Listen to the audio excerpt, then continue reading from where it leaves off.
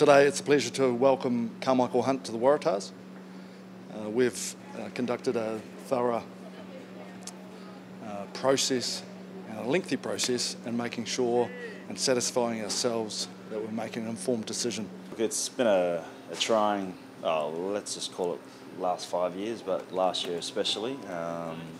Time away from the game has sort of forced me to sort of obviously reassess things that were just not getting addressed. And look, it's been a pretty tough learning curve, been away from something that I love doing, just competing and playing football, and to be able to be given the opportunity to pull the Waratahs jersey on, which is steeped in some really great history in rugby.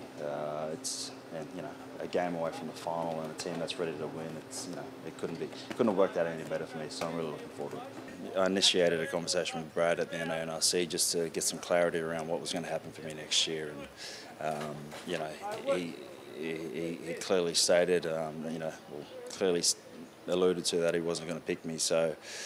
Once I heard it from the horse's mouth, which is the first time that happened all year, I sort of said to Em, my wife, and said, look, what are we going to do? She said, look, bring up your manager and let's try and get somewhere else. We're offering him a second chance. He knows that. It's a very privileged position and an opportunity that has been given. Of course, I'm concerned by those reports. I think in today's modern society and the choices that players now have and the situations they can find themselves in, that they need to be making excellent choices. I, for one, am a supporter of any test, we're talking about the hair follicle test, that will act as a deterrent or have greater accountability for players in terms of the choices they're making. I'm not afraid to say, but I've been subject to hair testing over this past year, so if they can use that data, those testing data to help players, if they've got issues, if they're hiding issues, or if they need a bit of help, then that's a perfect way to get them on track, so I'm all for that.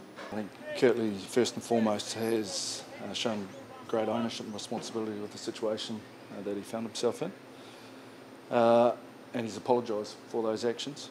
And again, we reiterated and made it very clear to him that he has to be more thoughtful and circumspect with the situations and choices he finds himself in.